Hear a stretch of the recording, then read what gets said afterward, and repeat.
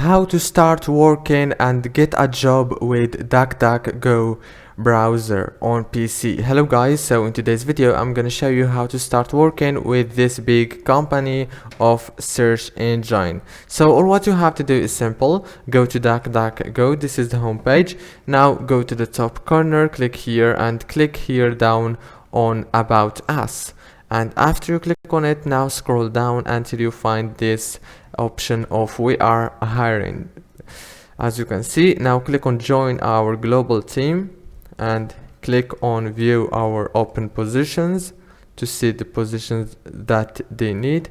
As you can see, they need all those people here. So that's mean that you have a good chance to work with them. As you can see, if you are, for example, engineering on VP, click on view details, and here is, as you can see.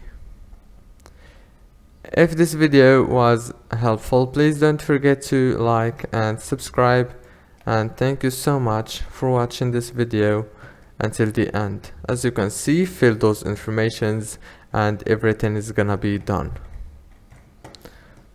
Don't forget to like and subscribe, and thank you so much for watching until the end.